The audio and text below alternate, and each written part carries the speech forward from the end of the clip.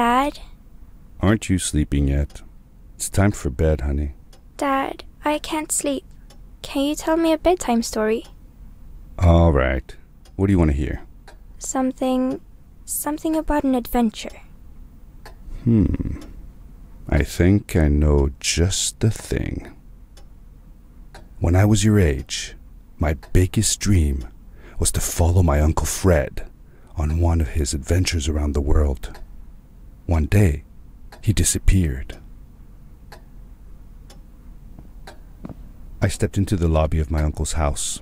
It lay just across the hill from where I lived with my mother, your grandmother. She had tried to keep me from going, but I wanted to see if Fred was home yet from his latest adventure. My uncle used to send me postcards from his long journeys. Greetings from Nepal, Galapagos, Kilimanjaro, the Amazon River. This was the first time he had left without a word, without sending cards. I had visited Uncle Fred's house countless of times, but in the locker, which usually was closed, I found something I hadn't seen before. It was an adventure suit. It resembled the one that Fred used, but smaller in size. Curiosity got the better of me, and I tried it on. It fit like it had been custom made for me. The most mysterious room of my uncle's house was the observatory. There he kept his newest experiments, and right now it held a pad used for disposing of garbage. Uncle Fred had warned me not to touch any of his things. But, as I said, I was a curious child.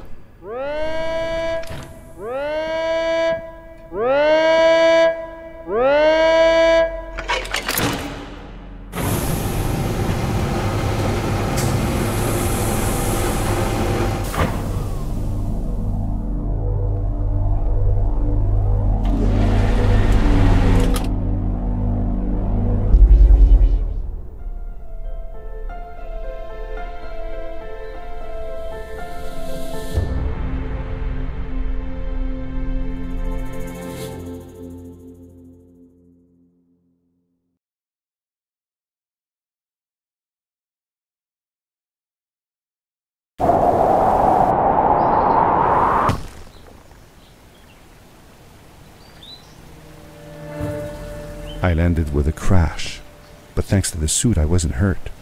I had no idea where the pad had taken me, but back then I didn't care so much about where I was going, or how I would get home.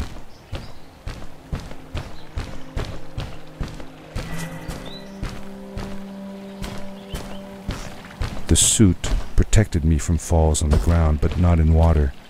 I couldn't swim with this thing on. Best be careful.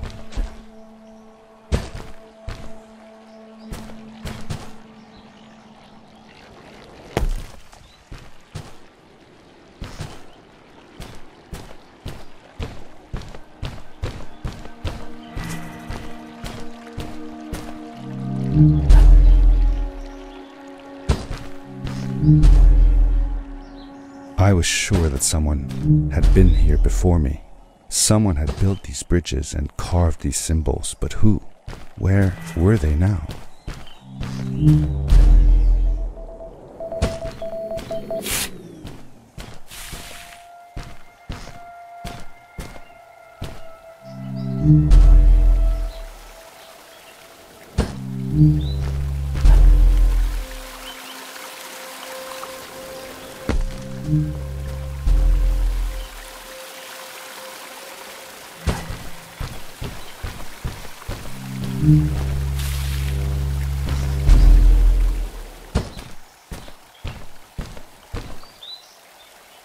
How did you know Fred had been there?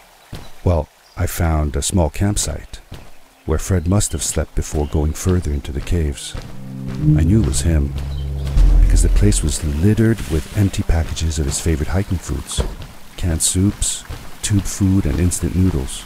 Tube food? That sounds gross. Oh well, it's not that bad. One winter, Uncle Fred and I went hiking into the mountains, and we were surprised by a blizzard. We were stuck in a small cabin for 2 days, and all we ate was tube food, and cold canned goulash as well. Your grandmother was worried sick, but I thought it was all very exciting.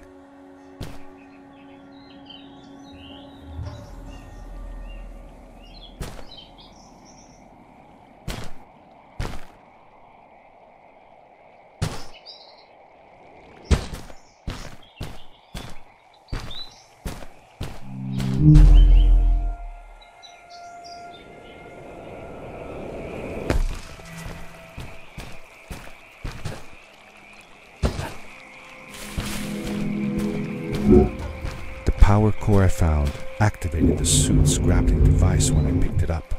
It must have been left here by my uncle.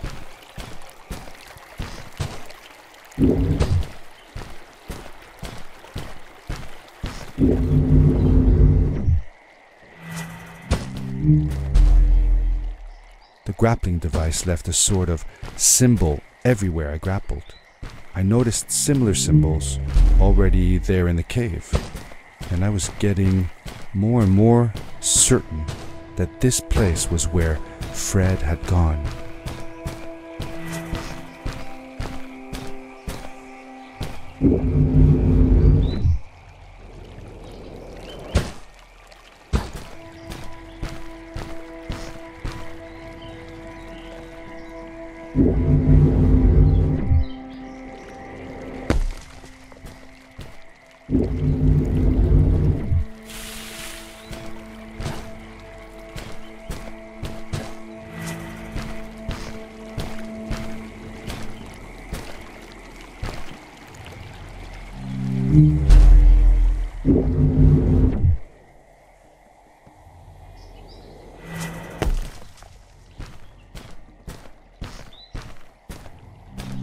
The adventure suit was fantastic. By combining a power leap with a grapple, I could fly long distances through the air at great speed.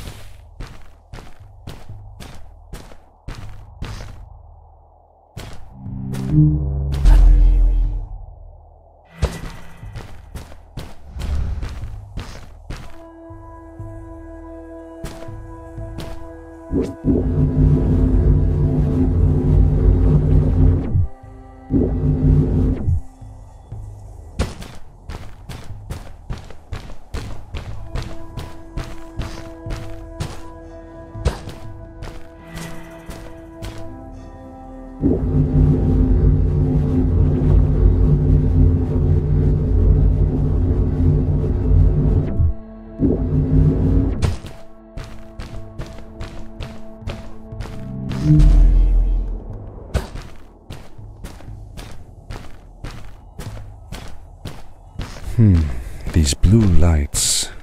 Did Fred put them here? Or was somebody else here as well?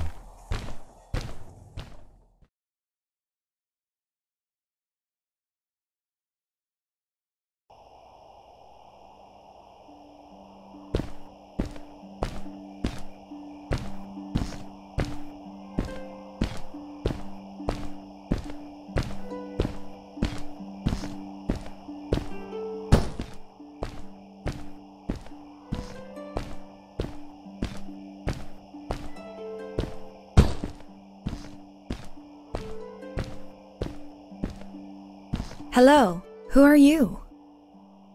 You're not from here. Wow, you look just like Fred, but smaller, and with less hair on your face. She knew Fred. I told her that he was my uncle, and that I was looking for him. What's an uncle? I said that I had known him all my life. Really? Me too. I'll help you find him. I'm Madeline. The others call me Mad Maddie sometimes. I don't know why really, but you can call me Maddie. You've never been to the village, right?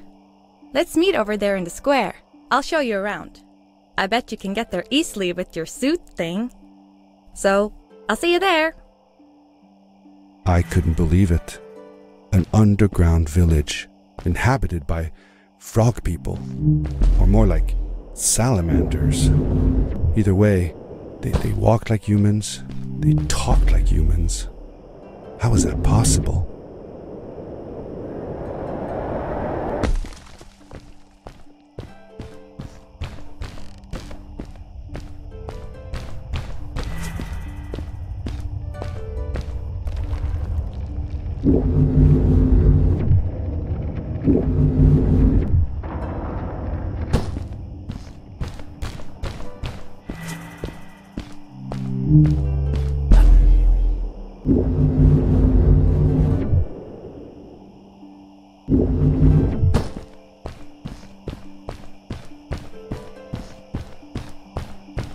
Over here!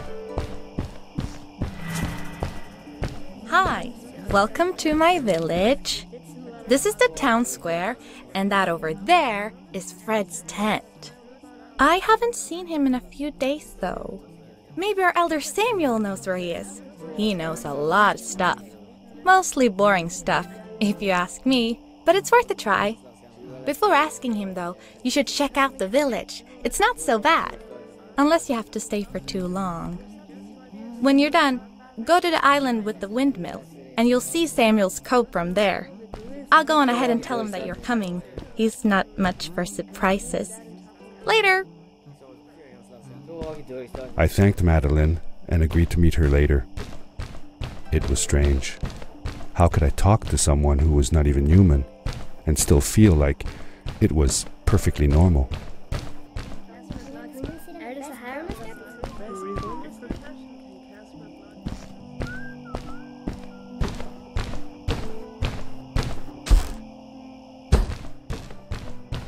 It looked like most of the shacks in the village were built out of trash. Trash from our world. It was, after all, a garbage disposal pad that took me here.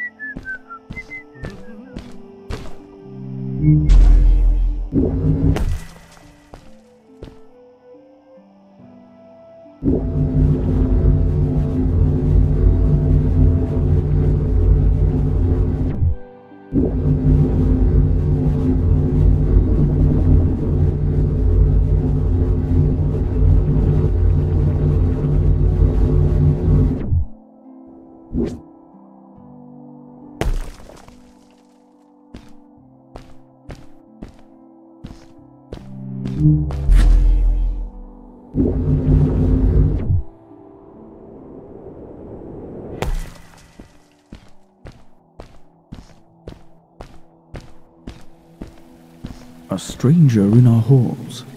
Welcome. Our name is Samuel, and we will do our best to assist you. Please tell us what brings you here. I told him that I was looking for my Uncle Fred. We should help. Do you know where he is? Fred left us without a word. If you aspire to find him, we can share with you a sacred crystal, a power core.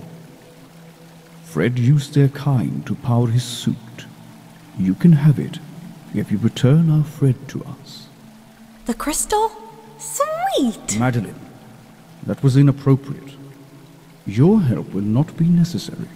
The crystal is not for you to have. What? I want to help finding Fred. Why couldn't I? Please, Madeline, that is impossible. None of us may enter the chasms. It is too dangerous. What's the danger? If Fred can do it, so can I. I say this for your own protection, Madeline. You are forbidden from entering the chasms. Just because you're afraid of what's outside the village doesn't mean I am. I'm nothing like you. I'll never be. We apologize. It is true that we want to keep her safe, but she does not understand. Behind us is the power core. Take it and go into the chasms.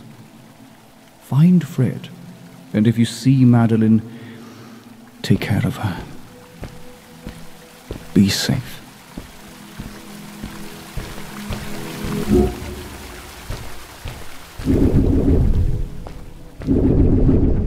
I felt a little uneasy about moving on into the chasms. If it was too dangerous for Maddie, would it be safe enough for me?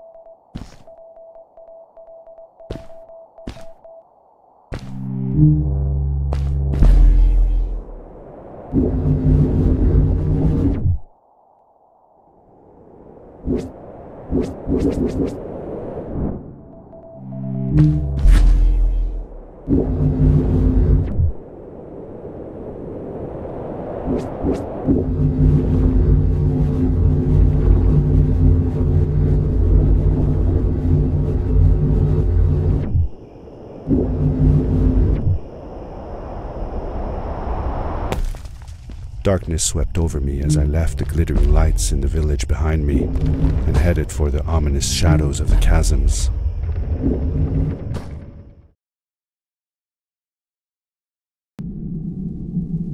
As I entered the chasms, it struck me how much darker it was in there. The shadows were black as ink, and although I tried not to be afraid, I couldn't help but shiver. Was it the darkness that frightened the villagers as well, or was it something else?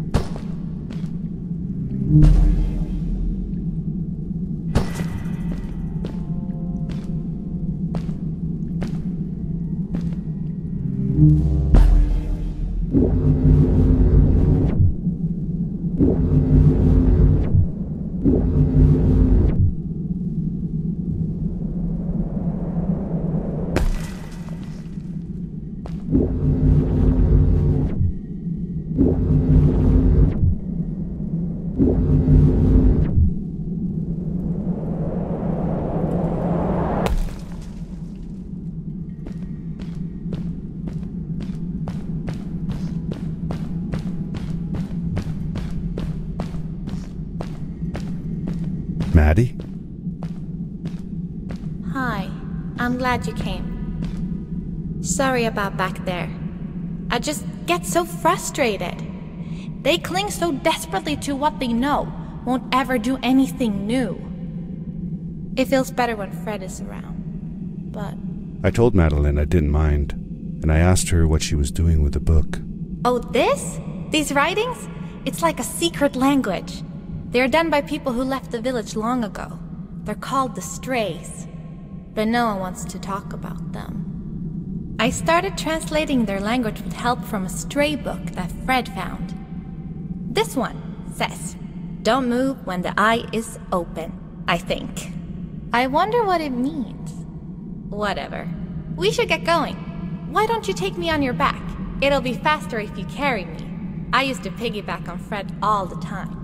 Turn around and I'll hop up. You're not going to drop me, right? Okay, let's go. Madeline climbed up on my back, and with the suit on, I could barely feel the extra weight. The winding, narrow tunnels felt like they were closing in on me. They were oddly long and twisting, almost like someone or something had dug them out. With Maddie on my back, I had to be careful not to bump her head on the ceiling.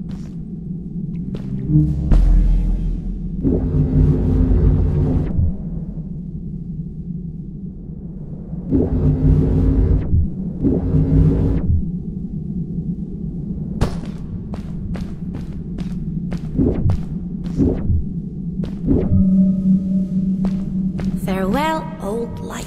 Let us start anew. The Strays were ordinary people living in the village long ago. They disagreed with the old traditions and left to form their own village, or they were thrown out for misbehaving. The stories differ a bit.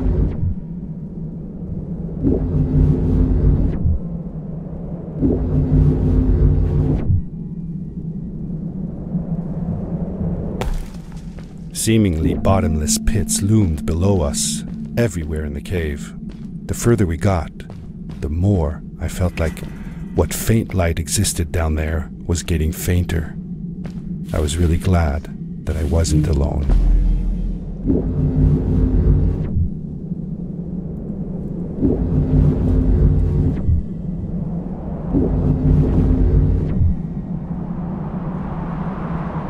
Beware of what?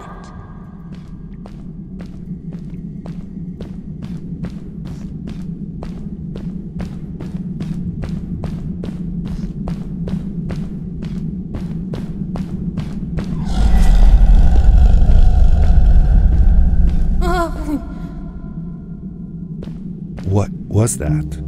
I had never heard a creature sounding as terrifying, and I imagined it wouldn't be happy about visitors.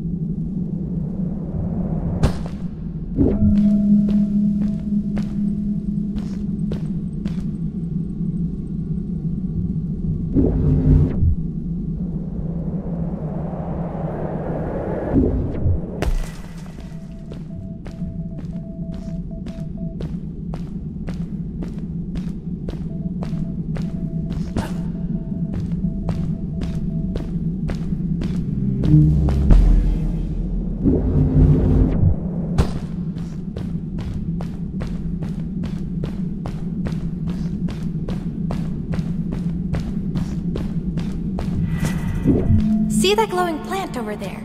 I bet something will happen if you use your grapple on it. Told you so.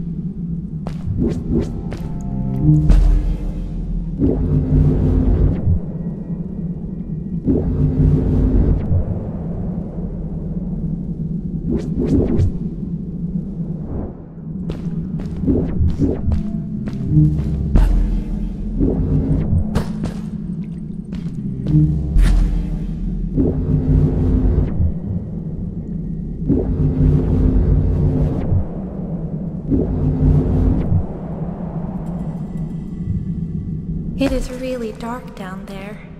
You're not scared, are you? 'Cause I'm not.